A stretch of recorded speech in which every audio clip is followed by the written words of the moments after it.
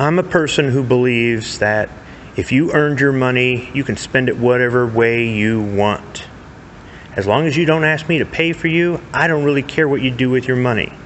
But I am sometimes judgmental about things people waste their money on. Now, it's your money, and you can waste it whatever way you want, because I'm sure there's plenty of things I do with my money that other people find wasteful. But you won't hear me out there asking other people to pay my bills for me. That being said, I'm a little bit judgmental when it comes to paying for basic firearms training. The reason I say that is because there's so many free resources out there that are just as good, if not better. Now, maybe you're clueless. Maybe you don't know the difference between good training, bad training. You don't know the difference between what's truthful and what's a myth. So the first thing I have to ask is, are you just stupid, or can you read and comprehend? Do you have critical thinking skills? Can you do research? If you're that stupid that you can't do that stuff, yeah, you probably should pay somebody else to tell you what to do, because you're hopeless at this point. Beyond that, if you can do research and use critical thinking and read and comprehend, then there are so many resources out there that you can use those skills to teach yourself. Now, some people aren't very good at being self-taught. I get that. But this is just a stepping stone to give you an idea, to explain history, to explain law, to explain terminology, that sort of thing. And then from there, maybe you should seek out some people that you know that are into guns. Maybe they're gun owners. Maybe they're into firearms culture. Or maybe they're all the way up to being in the Second Amendment culture, because in my opinion, there's a difference between the three. But those are valuable free resources. Another thing is watching YouTube videos. Very easy to do. Some of these channels simply post old law enforcement and military training videos from the past. And these sources, although they're old, are still valuable. They're still effective. Although some people will tell you otherwise because they're narrow-minded and they don't understand. Which brings me to my next point. Any of the free resources that you decide to use, any or all of them, could be opinionated. However, the resources that you're paying for, these basic courses that you're paying for, can also be opinionated. There's no rules or laws saying that these people have to tell you the truth or give you really good training, something valuable, useful, or anything else like that. There's no regulation on this. I could simply put up a sign and say, basic gun course, and teach a class and charge $100 a person and just go, this is a gun, bullet comes out this end, have a nice life. Seriously.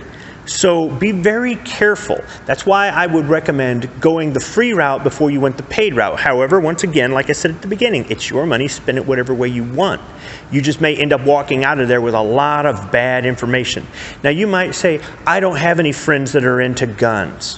Why not?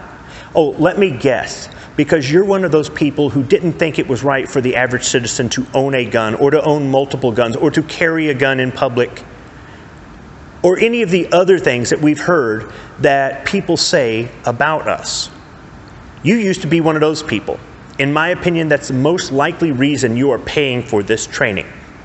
Do you think I have any sympathy for you? There's lots of people that are like, oh man, they're a new gun owner, they're on our side. No, they're not. You still are going to vote for the same shitbag politicians that are going to take away all of our rights, to include yours now. Very few of these people that have these strong anti-gun, anti-Second Amendment feelings, even if they decide to get into guns as a hobby, or they decide to get into guns because they suddenly realize that the government isn't going to be there to protect them, they're not going to change their habits. Only a small percentage. So I don't welcome you with open arms. You've got to prove yourself to me. I've been doing this for decades. You just jumped on board.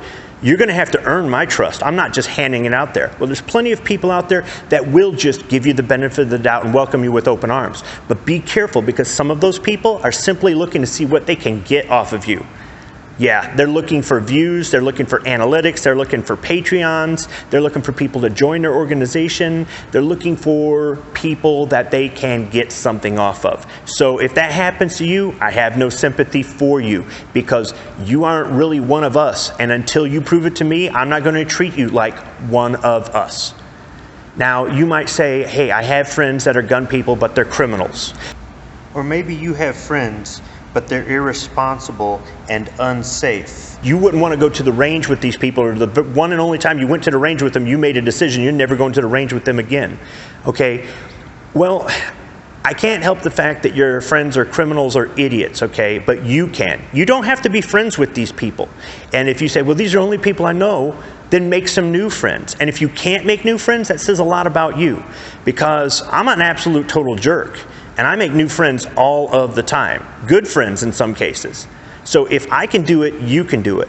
But maybe you're just an asshole and nobody wants to be your friend. In which case, yeah, I guess you can once again spend your hard-earned money to pay some stranger to tell you something that you sure hope is right or wrong, is useful or effective. But hey, what do I know? I'm just a guy on YouTube who's pro-Second Amendment, right? I'm allowed to my opinion and you're allowed to yours. And for all those people out there saying, don't talk like this, don't say that, you'll scare them away. Good. Because like I said earlier, you've got to prove yourself to me. If you come to me with questions, if you come to me for advice, opinion, if you come to me because you want some help getting into the hobby or getting into self-defense or something like that, I'm here. But I'm going to be very mistrustful of you for a while until you do something.